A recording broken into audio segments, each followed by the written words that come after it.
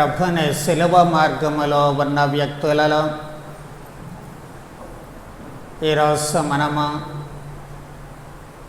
ప్రజల మనస్తత్వాన్ని గురించి, వారి తీరుతెన్నులను గురించి కొద్దిగా ధ్యానము చేద్దాము. ప్రభువుకు మరణశిక్ష విధించడములో, ఆయన నేరాన్ని రుజువు చేయడములో ఈ ప్రజల పాత్ర చాలానే ఉంది అని చెప్పి మనం చెప్పుకోవచ్చు. ఎక్కువగా రెండు వర్గాలుగా వీళ్ళుంటూ ఉన్నారు. ఒకరు ప్రభువు ఎడల సానుభూతి కలిగినటువంటి వాళ్ళు, మరొకరు ప్రభువుని ఇబ్బందిలో పెట్టాలి అనుకునేవాళ్ళు, లేక ప్రభువు మరణాన్ని చూడాలి అనుకునేటువంటి వాళ్ళు. ఇక్కడ మనకు కనిపించేటువంటి ప్రజలలో న్యాయస్థానాలలో మొట్టమొదటిగా అబద్ధ సాక్ష్యము పలికేటువంటి వాళ్లను చూస్తూ ఉన్నాము. వాళ్ళు వెతికినటువంటి సాక్ష్యాలు సరైనటువంటివి కానప్పుడు మనము మత్తయి సువార్త 26వ అధ్యాయము 60వ వచనములో చూస్తూ ఉన్నాము. తుట్టతుదకు ఇద్దరు ముందుకు వచ్చి ఏం చెబుతూ ఉన్నారు? ఈయన ఆలయాన్ని పడగొడతానన్నాడు అని చెప్పి. మరొక సువార్తలో మనము గమనించినట్లయితే, మానవ నిర్మితమైన ఆలయాన్ని పడగొట్టి మానవ నిర్మితము కాని ఆలయాన్ని నిర్మిస్తాను అని చెప్పాడు అంటూ ఉన్నారు.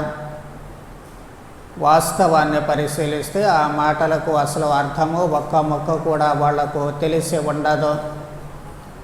అయినా సరే వీళ్ళు కోట సాక్షులు అంటే డబ్బులు తీసుకొని సాక్ష్యము చెప్పేటువంటి వాళ్ళు. పరిసయ్యులు, వేదశాస్త్రులు, మిగిలినటువంటి పెద్దలు వీళ్ళను ఏర్పాటు చేస్తూ ఉన్నారు. ఇలాంటి అబద్ధపు సాక్ష్యాలు పలికేటువంటి వాళ్ళు కోకొల్లలుగా మనకు కనిపిస్తూ ఉంటారు.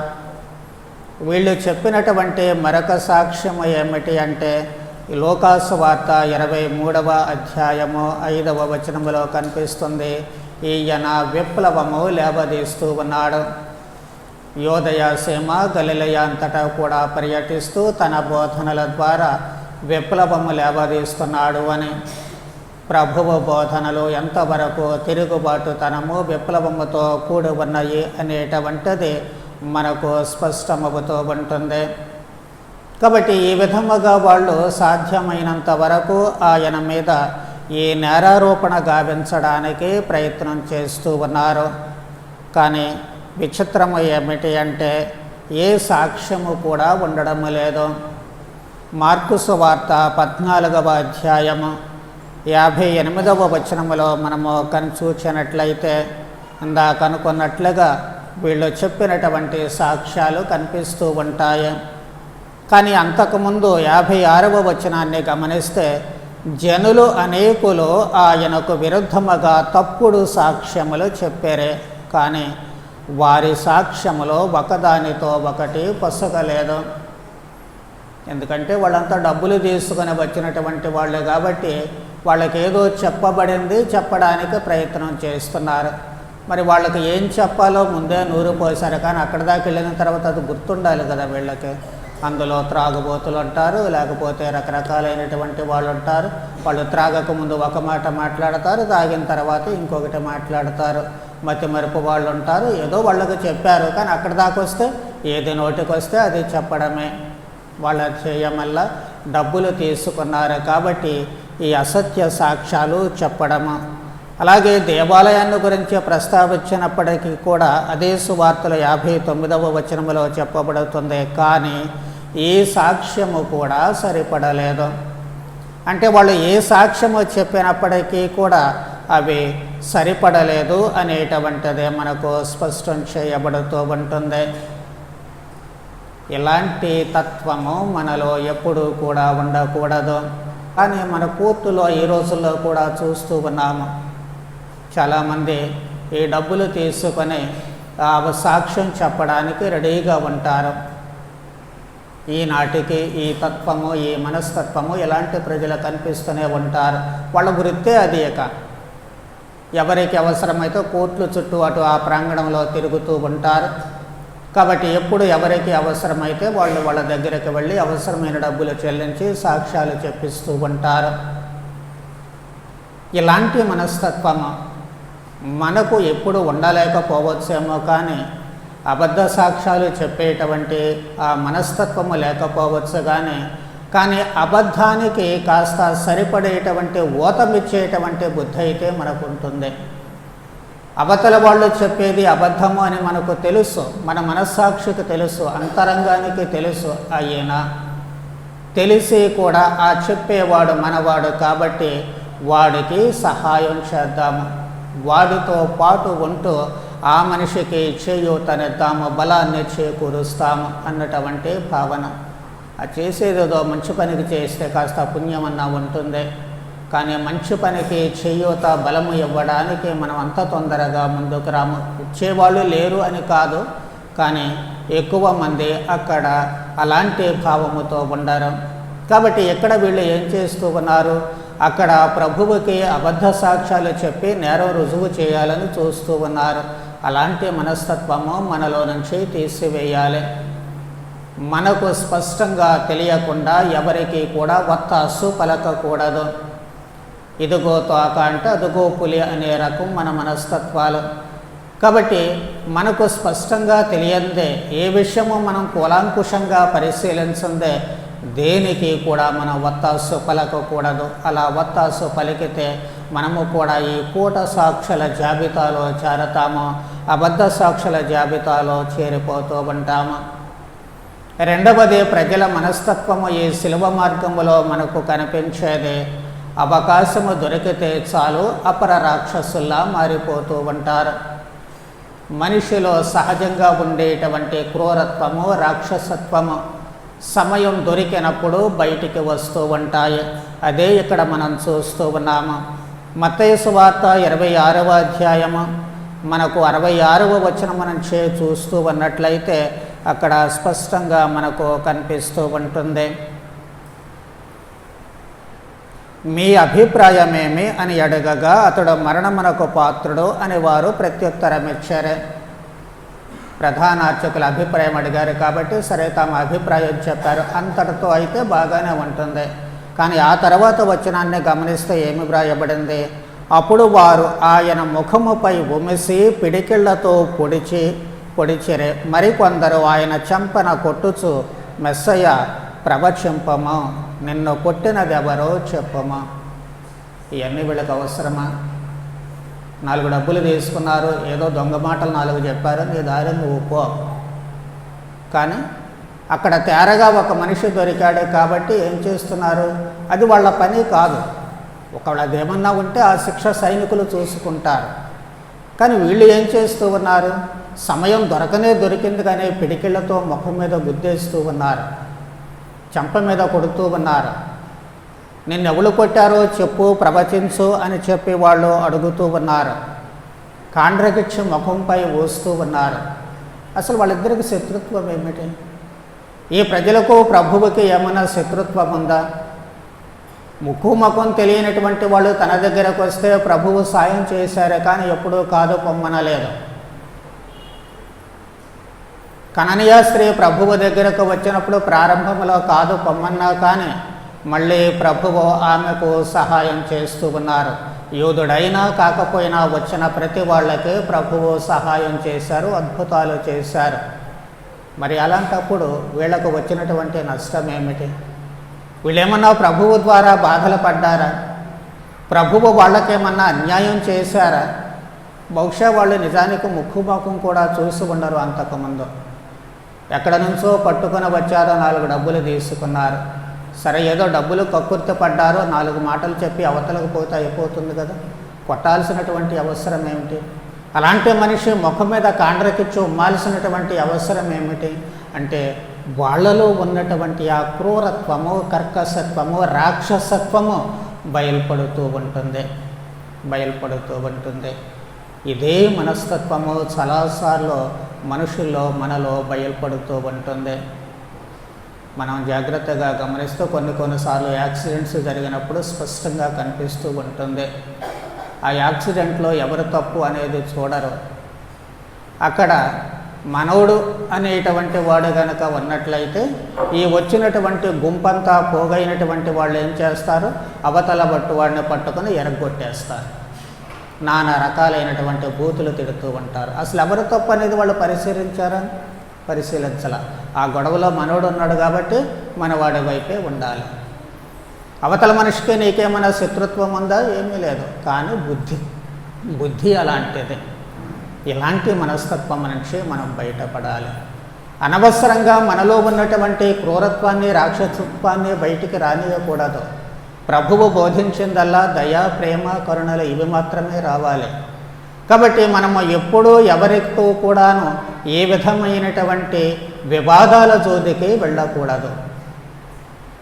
మనము కక్ష తీర్చుకోవడం కాదు, కానీ ఆ సమయానికి మనలో ఉండేటువంటి ఆ ఆవేశము అవతల వాళ్ళను ఇబ్బంది పెడుతూ ఉంటుంది. అవతల వాళ్ళను చాలా క్రూరంగా హింసించేటువంటి విధంగా చెబుతూ ఉంటుంది. కాబట్టి హింసాత్మకమైనటువంటి మనస్తత్వము, హింసించేటువంటి మనస్తత్వము, అది మాటల ద్వారా కానివ్వండి, చేతల ద్వారా కానివ్వండి, ఎలాంటిదైనా సరే ఆ మనస్తత్వము ఎప్పుడూ కూడా మంచిది కాదు. కాబట్టి అవతల మనిషిని హింసించేటువంటి మనస్తత్వాన్ని నుంచి మనము వైదొలగాల్సినటువంటి అవసరం ఏర్పడుతుంది. ఎప్పుడు మనం వైదొలగగలము? ఆ హింసించేటువంటి రాక్షసత్వం నుంచి మనం ఎప్పుడు బయటపడగలము అంటే మన వెనక రెచ్చగొట్టే వాళ్ళు ఉంటారు. ఆ రెచ్చగొట్టేటువంటి వాళ్ళను గురించి మనం కొంచెం జాగ్రత్తగా ఉంటే చాలు. మనకు వివిధ రకాలైనటువంటి మాటలు చెబుతారు. మనలో ఉన్నటువంటి అహంభావాన్ని రెచ్చగొట్టడానికి ప్రయత్నం చేస్తారు. అలా రెచ్చగొట్టబడినప్పుడు ఆటోమేటిక్గా మనము అవతల వ్యక్తి మీద కక్ష తీర్చుకోవడానికి ప్రయత్నం చేస్తూ ఉంటాము. ప్రభువు అనే పిలాతు వద్దకు తీసుకొని వచ్చినప్పుడు వీళ్ళందరూ కూడా చేసేటువంటి పని అదే. పెద్దలు, ప్రధానార్చకులు వీళ్ళంతా కూడా ప్రజలను రెచ్చగొడుతూ ఉన్నారు. మరి రెచ్చగొట్టినప్పుడు వాళ్ళు ఏం చేస్తూ ఉన్నారు? రెచ్చిపోతూ ఉన్నారు. ఆయన రెచ్చిపోవాల్సింది. అసలు పిలాతు ఏమడుగుతున్నాడో ఇప్పుడు వాళ్ళు పట్టించుకున్నారంటే పట్టించుకోరు. మనం ఆ 27వ అధ్యాయం మత్తయి సువార్త మొత్తం జాగ్రత్తగా చదివితే మనకు అర్థమవుతుంది. ఈయన చేసిన నేరం ఏంటి అని చెప్పి పిలాతు అడిగినప్పుడు ఆయన ఏ నేరం చేశాడని వాళ్ళు చెబుతున్నారా? ఏమీ లేదు. వాళ్ళు చెప్పేటువంటిది ఏమిటి అంటే ఆయన చావవలసిందే, ఆయన్ని సిలువ వేయండి, ఆ మాట తప్ప ఇంకొక మాట రావడం లేదు. మరి ఏ నేరం చేశాడు అన్నప్పుడు ఆ నేరం బయటికి రావాలి కదా, రాలేదు. ఎందుకంటే ప్రధానార్చకుల దగ్గర వీళ్ళు చెప్పినటువంటి నేరాలు ఏవి కూడా నిలవలేదు. మరి అలాంటప్పుడు ఎక్కడ నిలుస్తుందంటే నిలవదు. మళ్ళీ పిలాతు ఏదో రకంగా బయటపడేయాలని అడుగుతూ ఉన్నాడు. వాళ్ళందరినీ హింసించి అందరూ భయపడేటువంటి బరబ్బా ఉన్నాడు. కాబట్టి వీళ్ళిద్దరిలో ఎవరిని విడుదల చేయమంటారు అని అడిగినప్పుడు బరబ్బానే విడుదల చేయమంటూ ఉన్నారు. ఎందుకు అంటే ఇక్కడ ప్రధాన అర్చకులు వాళ్లను ఎగదోశారు కాబట్టి, అందుకే వాళ్ళు అలా రెచ్చిపోతూ ఉన్నారు. ఈ రెచ్చగొట్టబడేటువంటి ధోరణిని మనం వదులుకోవాలి. చాలాసార్లు మన సమాజంలో జరిగేటువంటిది ఇదే. కొన్నిసార్లు కొంతమంది అవమానపడతారు, బాధపడతారు, మోసపోతారు. ఓకే, కానీ పోనీలు ఎవరి పాపాన్ని వాళ్ళు పోతారని వీళ్ళు కాముగా ఉంటారు. కానీ పక్కన వాళ్ళు ఉంటారు, వాళ్ళు ఊరుకోరు. వాళ్ళు ఎవరైనా సాయం చేస్తారంటే చేయరు, దగ్గరికి వస్తారు. ఏంటి నువ్వంత హీనంగా ఉన్నావా, అంత లెక్క లేకుండా ఉన్నావా, నువ్వంటే లెక్క లేదా, నీకు శక్తి లేదా, సిగ్గు లేదా, చీము లేదా, నీలో రోషం లేదా, పౌరుషం లేదా, ఎందుకు ఊరుకున్నావు నువ్వు మళ్ళీ తిరిగి వాళ్ళని మాట అనలేవా, లేకపోతే ఎదురు తిరిగి కొట్టలేవా, అదే నేనైతేనా నీ చోట్ల నేనుంటే ఎరగదీసేవాళ్ళు. ఇవే మాట్లాడు. ఆ ఎరగదీసేది నువ్వు వెళ్ళి చేయొచ్చు కదా, ఆయన రెచ్చగొట్టకపోతే. నిజంగా అది తప్పు అని నీకు తెలిసినప్పుడు మరి ఆయనకు సహాయంగా నువ్వు వెళ్ళి చేయొచ్చు కదా. అబ్బే, ఇది తెర వెనక ఉండి చేసేటువంటి పనులు. ప్రతి మనిషిని రెచ్చగొట్టేటువంటి ధోరణి ఇది ఎప్పుడో ఒకప్పుడు బయటపడుతూనే ఉంటుంది. అన్నిటికంటే అత్యంత క్రూరమైన పాపం ఏదన్నా ఉంది అంటే అది మనిషిని రెచ్చగొట్టేటువంటిది. తప్పు చేసేవాడి కంటే చేయించేవాడిదే ఎక్కువ పాపమని ప్రభువే స్పష్టం చేస్తూ ఉన్నారు. నన్ను నీకు అప్పగించిన వాడు ఎక్కువ పాపం కొట్టుకుంటున్నాడు. నీవు మరణశిక్ష వేస్తావు, నన్ను చంపేస్తావు, కానీ నీవు చేసేటువంటి ఏ పాపము కంటే నన్ను నీకు అప్పగించాడే వాడు ఎక్కువ పాపం చేస్తూ ఉన్నాడు. కాబట్టి ఇక్కడ అసలు పాపం చేసేటువంటి మనుషుల కంటే కూడా ఈ వెనకాల ఉండి ఎగదోసే వాళ్ళు ఉంటారా, నిప్పు అంటించేటువంటి వాళ్ళు ఉంటారా, మాటలతో రెచ్చగొట్టి వాళ్ళని ముందుకు పంపించేటువంటి వాళ్ళు ఉంటారా, వాళ్ళు ఎక్కువ పాపం చేస్తూ ఉన్నారు. కాబట్టి అలాంటి మనస్తత్వం నుంచి మనము బయటపడాలి. రెచ్చగొట్టే ధోరణి వద్దు. ఈరోజు నీవు ఎవరి మీదనో రెచ్చగొడతావో రేపొద్దున నీ మీదకి ఇంకొకరిని రెచ్చగొడతారు. నీవు ఏ కొలతతో కొలుస్తావో అదే కొలతతో నీకు కొలవబడును ప్రభు అంటున్నారు. నీవు రెచ్చగొట్టినటువంటి విధానం రేపొద్దు నీ మీదకి ఇంకొకరిని రెచ్చగొడతారు. అప్పుడు నీ బ్రతుకేమవుతుంది? నీకు సాయం చేయడానికి కూడా ఎవరో రారు. ఆ టైంలో అధోగతి పాలయ్యేటువంటి ప్రమాదం ఏర్పడుతూ ఉంటుంది. మరి అలాంటిది అవసరమా? ఎందుకు అనవసరంగా రెచ్చగొట్టడం? నీ పని నువ్వు చేసుకో. అక్కడ మంచి చూస్తే ప్రోత్సహించు, చెడు చూస్తే నీవే ఖండించు. అంతేకాని ఇతరులను రెచ్చగొట్టి వాళ్ళ మధ్య చిచ్చు పెట్టి నీవేదో ఆనందం పొందాలని చూస్తే ఆ ఆనందము తాత్కాలికమైనటువంటిది, ఎక్కువ రోజులు ఎక్కువసేపు నిలవదు. అది నీకు దుఃఖంగా మారేటువంటి ప్రమాదం ఏర్పడుతూ ఉంటుంది. కాబట్టి అలాంటి మనస్తత్వాన్ని వదిలివేసుకోవాలి. ఇక 4వది అక్కడ ఆ ప్రజలలో మనకు కనిపించేటువంటిది శాపము, స్వీయ శాపము, తమను తామే శపించుకోవడము. పిలాతు ప్రయత్నం చేశాడు. ఎంత ప్రయత్నం చేసినా కానీ అది సాధ్యపడలేదు ప్రభువుని విడుదల చేయడం. అప్పుడు మనము మత్తయి సువార్త 27వ అధ్యాయం 24వ వచనం నుంచి చూసినట్లయితే, పిలాతు తాను ఏమయో చేయజాలననియో ప్రజలలో తిరుగుబాటు రాగలదనియో తెలుసుకొని నీరు తీసుకొని వారి ఎదుట చేతులు కడుక్కొని, ఈ నీతిమంతుని విషయమున నేను నిరపరాధిని, చేతులు దులిపేసుకున్నాడు. సరే, తప్ప ఒప్ప అనేటువంటిది ప్రక్కన పెడితే ఆయన కన్విన్స్ అయ్యాడు, నమ్మాడు, ఈయన నిరపరాధి. కాబట్టి ఈ విషయంలో నేను నిరపరాధిని, నాకే పాపము అంటకూడదు అనే దానికి గుర్తుగా ఆయన చేతులు కడుక్కొని దులిపేసుకుంటూ ఉన్నాడు. అదేదో మీరే చూసుకోండి అంటున్నాడు. అప్పుడు ప్రజలందరూ ఏం చెబుతూ ఉన్నారు? ఆయన రక్తము మాపై మా బిడ్డలపై పడునగాక అని వారందరూ కేకలు పెట్టారు. ఎంతటి దారుణమైనటువంటి మనస్తత్వము. ఒక విషయం మనం గుర్తుంచుకోవాలి, మనిషి నోటికి మనిషి మాటకు అమితమైనటువంటి శక్తి ఉంది. ఎందుకుంది అంటే దేవుడు తన ఊపిరి కోసం మనల్ని సృష్టించారు. కాబట్టి ప్రతి మనిషికి కూడా ఆయన మాట్లాడేటువంటి మాటకు శక్తి ఉంటుంది, మంచివాడే కానీ చెడ్డవాడే కానీ ఎవరైనా సరే. కాబట్టి ఆ మనిషి శపించినప్పుడు ఖచ్చితంగా అది తగులుతూ ఉంటుంది, మంచి అయినా చెడైనా సరే. అందుకే మనము శుభకార్యాలు చేసేటప్పుడు అందరినీ పిలిచి 4 మెతుకులు పెట్టి ఆశీర్వదించమంటూ ఉంటాము. మంచి జరగాలి అని నీవు కోరుకోవాలి, ఎందుకంటే నీ నోటికి శక్తి ఉంది కాబట్టి. ఎవరు కూడా చెడు కావాలి అని కోరుకోరు, మాట్లాడకూడదు. మరి అలాంటప్పుడు ఇక్కడ ఆ మనిషికి, ప్రతి మనిషికి శక్తి ఉంది. మరి ప్రతి మనిషికి ఉంటే మనకింకా శక్తి ఎక్కువగా ఉంటుంది, కథోలికుడమైనటువంటి మనకు. ఎందుకో తెలుసా? సాక్షాత్తు ప్రభువైన క్రీస్తు నీలో కలిసిపోతూ ఉన్నారు. ప్రభుని శరీర రక్తాలు నీలో కలిసిపోతూ ఉన్నాయి. ప్రభుని అవయవాలలో ఒక అవయవముగా మారిపోతూ ఉన్నావు. ఇక నుంచి నేను కాదు, నాలో ఉన్న క్రీస్తే జీవిస్తారు చిన్నప్పగారు అంటున్నారు. మరి నీవే క్రీస్తుగా మారినప్పుడు క్రీస్తు మాటకు ఎంత శక్తి ఉందో నీ మాటకు అంత శక్తి ఉంది, అది మర్చిపోవద్దు. కాబట్టి నీవు ఇతరులను శపించడము కానీ లేక నిన్ను నీవు శపించుకోవడము కానీ ఎలాంటి పరిస్థితులలో కూడా చేయకూడదు. కొన్నిసార్లు పోట్లాడుకునేటప్పుడు అంటారు, తుమ్మెత్తు పోసి నేను చెప్పేది కనుక అబద్ధం అయితే నేను నా బిడ్డలో సర్వనాశనం అయిపోతాము, తుమ్ములో కలిసిపోతామని అంటారు. తప్పు అది. నీవెవరు ఆ మాట చెప్పడానికి? నిన్ను నీవు నాశనం చేసుకోవడమే తప్పు, నిన్ను నీవు శపించుకోవడమే తప్పు. మళ్ళీ పైగా నీ బిడ్డలు కూడా. వాళ్ళను శపించేటువంటి అధికారం నీకెవరిచ్చారు? వాళ్ళకిచ్చినటువంటి జీవము దేవుడు ఇచ్చినటువంటిది. నీవు కని పెంచడం వరకే నీ బాధ్యత తప్ప వాళ్ళ నాశనాన్ని కోరుకునేటువంటి అధికారం నీకు లేదు. అలాంటప్పుడు వాళ్ళని ఎలా శపిస్తావు నీవు? అలాగే ఇంట్లో కూడా పిల్లల్ని చాలాసార్లు తల్లిదండ్రులు తిడుతూ ఉంటారు. తప్పు, అది తిట్టకూడదు. వాళ్ళు తప్పు చేస్తే కర్ర తీసుకుని ఒకటి బేకండి, పర్వాలేదు. 4 తగిలిచ్చినా తప్పు లేదు, కానీ పిచ్చి పిచ్చి మాటలని అనకూడదు ఎప్పుడూ కూడా. వాళ్ళపై శాపము వచ్చేటట్లుగా మాట్లాడకూడదు. చెవులు పిండి మరి వాళ్ళ చేత పనులు చేపించండి, వాళ్ళకు బుద్ధి వచ్చేటట్లు చేయండి, మంచిదే.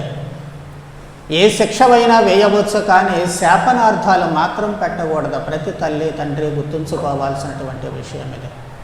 ఎట్టి పరిస్థితులలో కూడా మీ బిడ్డలకు శాపనార్థాలు పెట్టకూడదు. ఎందుకు అంటే ఆ హక్కు మీకు లేదు. మీ నోట వెలువడేటువంటి ఆ మాట మీరు మంచి వాళ్ళైనా చెడ్డవాళ్ళైనా ఖచ్చితంగా అది తగులుతూ ఉంటుంది. కాబట్టి శపించేటువంటి అధికారము మీకు లేదు. మీరు ఎప్పుడూ కూడా దీవెనలు ఇవ్వాల్సినటువంటి వాళ్ళే, కానీ పెద్దవాళ్ళగా ఎప్పుడూ కూడా శపించకూడదు. అందుకే వాళ్ళు ఏం చేశారు, మా మీద మా బిడ్డల మీద పడనుగాక అని చెప్పంటూ ఉన్నారు. ఆ శాపము ఊరికే పోతుందా? మరి ఊరికే పోదు. కాబట్టి ఎప్పుడూ మనం గుర్తుంచుకోవాల్సినటువంటి ఇది మాత్రము చాలా చాలా జాగ్రత్తగా మళ్ళీ పదే పదే చెబుతూ ఉన్నాను. మిమ్మల్ని మీరు శపించుకోవడం కానీ, వేరే వాళ్ళని శపించడము కానీ, లేక మీ బిడ్డలను శపించడము కానీ పరిస్థితులు ఎలాంటివైనా సరే చేయకూడదు. మీరు చెప్పే మాటలు అవును అవును, కాదు కాదు. పిల్లలను సరిదిద్దాల్సి వచ్చినప్పుడు ఒక దెబ్బ వేసినా తప్పు లేదు, కానీ శాపనార్థాలు మాత్రము పెట్టకూడదు. అలా పెడితే అది మన జీవితాలనే కాటు వేస్తుంది. ఆ తర్వాత మళ్ళీ మనము ఎంతగా బాధపడినా ప్రయోజనము ఉండదు అన్నటువంటి విషయాన్ని మనం ఎప్పుడూ కూడా గుర్తుంచుకోవాలి. పితా పుత్ర పవిత్రాత్మ నామమున.